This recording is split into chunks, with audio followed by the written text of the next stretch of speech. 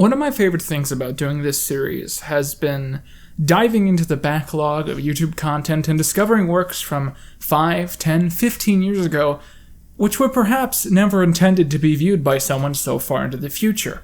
Doing this often enough and considering what really ages well when it comes to this stuff has totally evolved my outlook on how I want to create content for this website. Especially with Fallen Titans, as much as I'm making it for someone who grew up with this sort of stuff and understands it as well as you or I'm also potentially trying to see if I can make it for someone in the future who might not know it all so well. I want it to be a series that you can dive into with no real understanding of what YouTube is or how it functions, and you'll still really get everything about the site that I talk about. Whether I've actually succeeded in this mission is an entirely different discussion. But one thing I've realized recently is there is soon going to be an entire generation of YouTube audience members who have grown up without one of the site's oldest features. I'm talking, of course, about YouTube Annotations, which after January the 15th, 2019, will be unceremoniously eradicated from the site. Like many of you, I initially responded to this news with an unapologetic shrug, because I figured that YouTube Annotations was being deleted because it's stupid and annoying, and everyone hates it. But in doing research for this video, I found the history of the system to at least be fascinating, and the culture around it as well, and in some ways, I think there are going to be negative consequences to the system being deleted. And so, that is what this video is about.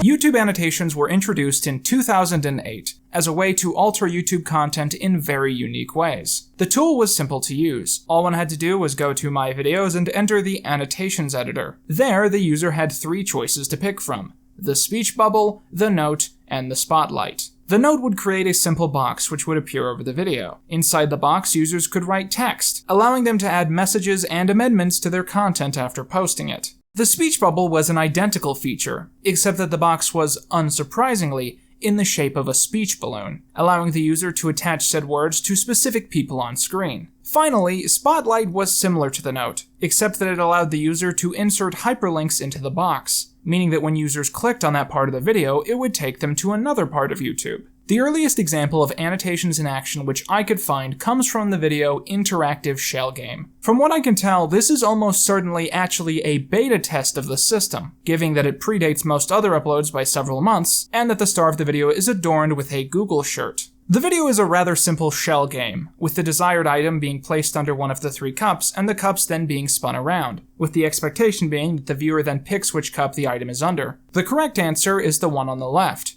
If you choose correctly, the annotation suggests you now try the second version, which is slightly harder. In this version, a big block of text appears as the employee shuffles the cups around, making it nearly impossible to track which one actually contains the little red item. However, this doesn't particularly matter because no matter what we click on,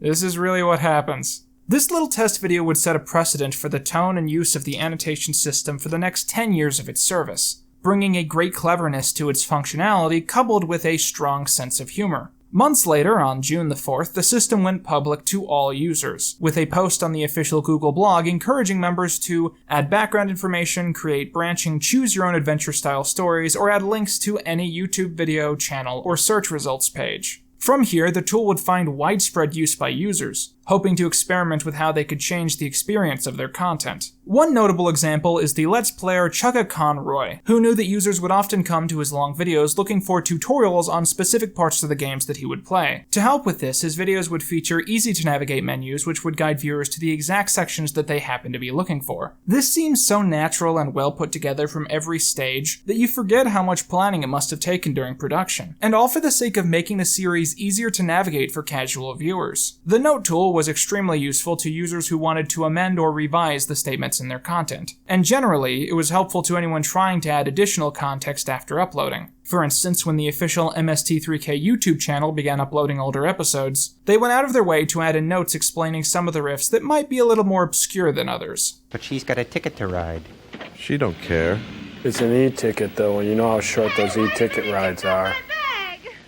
This aspect was arguably most useful on the biggest market of old YouTube: uploads of popular songs with lyrics pasted over in Windows Movie Maker. Arguably the biggest advantage borne to creators and the site itself was the ability to link to other content at the ends of videos, allowing the fans to find more content to binge. This would become a staple of many channels, including mine, and would become known as the end card.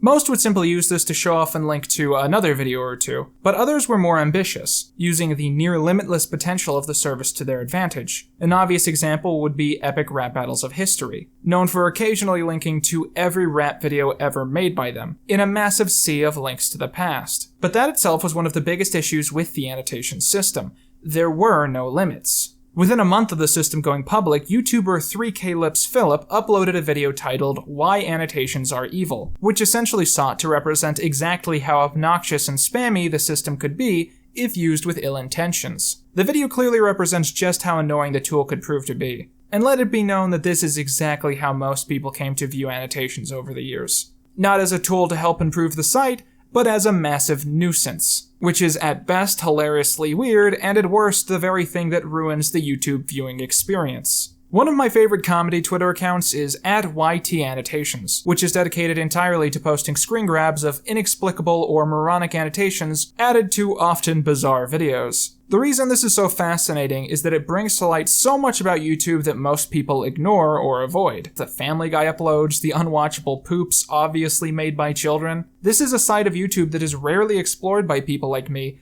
because it's blatantly of little interest or value. Yet this is where annotations became most likely to be seen in the public space. As much as all this had a lot of promise and was often used in charming or important ways, I think all these are the best representations of what it was actually like to see these text boxes appear over videos. Speaking of annoying variations of the annotation system, for a brief time in 2009, YouTube announced and introduced something called collaborative annotations. The idea here was that users could set their video annotations to public, and could allow editors to add their own custom elements. Any videos from this time that use this are particularly concentratedly horrible, featuring dozens of annotations from an unruly amount of users stacking up so quickly that it's hard to keep hold of what's even worth paying attention to. It seems like this feature didn't last very long, as there's a very short range of content that actually uses it, and you can guess why, because it's bad. But the most annoying form of annotation came in a tactic which was almost impossible to catch and was undeniably just deliberate spam. As we discussed, one of the features with annotations allowed you to add an invisible box which would serve as a hyperlink to somewhere else on YouTube. People very quickly figured out that there were no real limits to the size of this box, meaning that you could literally take it and stretch it to fill the entire screen. Meaning that if users ever tried to click on the video to perhaps pause it, they would be randomly taken to somewhere else on YouTube. This was probably the most insufferable thing on old YouTube and actually started to actively hinder the use of using the site. It's exactly because of things like this that most people don't have a positive memory of the annotation system, because its implementation started to directly ruin the experience of its users. That is, if you were on desktop. It was around this time that this technology was being implemented that another technology started to take off, one which would soon make the annotation system even more uncertain and archaic, as YouTube was sent spiraling into a brand new age. This event was the sudden release of the original iPhone. This device greatly improved what users could do with its interface, lending itself to online use nearly as complicated as your average computer. In the following years, Apple and its competitors would release numerous smartphones and tablets intended for general use, changing how people lived their lives and, thus, how they consumed media. The problem is that the annotation system had not been designed to work on these devices, meaning that an ever-increasing population of users were watching content without access to this feature. As more and more creators began to implement annotations into their videos, this became a big issue. When I was in middle school, I was given a school-issued iPad, and let me tell you, there was nothing more frustrating than watching through the end slate of your favorite YouTuber only for them to tease something in the annotations which you couldn't click on because of the limits of the app. My binging would be totally interrupted as I looked all around the internet trying to find the video, which often would not be linked in the description. Mobile technology has developed so much that today more than 60% of YouTube's viewership comes from that source, a ratio currently being fueled by the amount of people watching this video on the John. Let's just state that it's not an understatement to argue that one of the most popular creator tools not working on more than 50% of the site's audience is not a tiny issue. By 2016, use of annotations had decreased by 70%, with most of the surviving interactions being users closing the box to more clearly see the actual content. Annotations were, at this point, so outdated and disliked that they were only used for the sake of no longer being used. Eventually, in late 2016, YouTube unveiled a new feature called end screens, which essentially was the new and improved version of the old system. Using it, users can add buttons to the final 20 seconds of their content, which would work on both desktop and mobile and was extremely easy to customize. As soon as all this went public, poor annotations suddenly felt even more like a relic of the past, and in early 2017 it was announced that the ability to edit them would be phased out by May 2nd. Around the start of May 2017, I became personally obsessed with the closing of the YouTube Annotations editor, as it felt like such a big moment in the history of the site. Because of this, I decided that I personally wanted to become the last person to ever upload a video with annotations. So, sleep-deprived and exhausted on the night of May 1st, I recorded a series of videos which I intended to schedule into the future, which I then placed annotations on. These included a video set 10 years into the future, one set 100 years, and one set several thousand. I had doubts that both YouTube or humanity would last long enough for this late-night project to pay off, but I still managed to get a chuckle out of the idea of some kids in the year 9996 suddenly seeing this video pop up as they scratched their heads trying to figure out what it meant. If you're wondering who I am, I'm trying to get the last video in the history of the world that has annotations, because you can't add annotations after today. So, hashtag long dead. I'm long dead. Not alive by the time this comes out. I've gone on with my life for the past year or so, excited by the prospect of finally seeing the first of these drop in a few years. So you can imagine my horror when I found out that only in a few days, annotations will go from a feature on YouTube that is incapable of being edited to one that no longer exists, as the site wipes away every single one from the last 10 years of its operation. I guess this makes sense, as it's a tool that's been out of operation for almost 2 years, and people don't really seem to miss it much, and it likely takes up a lot of resources to keep it integrated into the site. But something just feels so wrong about seeing all this go away overnight. As a reminder, annotations were introduced as a tool partially to encourage content creators to make interactive, choose-your-own-adventure-like content. And so we literally have a decade's worth of videos made with this intention, created so that people can choose their own paths to use the links added by the Spotlight feature. And these videos are going to be fully stripped of everything, especially their value. Interactive movies have been quite a trendy topic since the release of the Netflix interactive film Bandersnatch. But this style was really revolutionized by YouTube channels like Chad, Mad, and Rob. In researching for this video, I played through quite a few of these, and they can be so creative and addicting. Really timeless works that feel so different from basic YouTube content. One of the best of these is the interactive haircut song, made by the father of internet culture, Neil Cicierega, who I at this stage mention in every single one of these episodes. It's really an addictive thing. Each choice leads you to a different bridge in the tune, and you find yourself going back to find every possible ending that there is. The most terrifying thing to me is that there are probably thousands of unlisted videos which are accessible entirely through the annotations feature, and as soon as it goes away, we're not going to be able to access that content anymore. For instance, the Green Brothers series Truth or Fail was a YouTube game show that features the presenter showing the audience 2 facts, with the expectation that the audience would try and guess which one was true and which was false. The clicked video would then reveal more about that choice, and would lead to another segment. Once annotations go away, the worth of this will be lost to time. It's just going to be a guy telling a vague lie in truth, with the audience having no ability to see any further into the episode, or to even figure out which one of the choices was true. Annotations are one of the strangest beasts to ever be implemented on YouTube.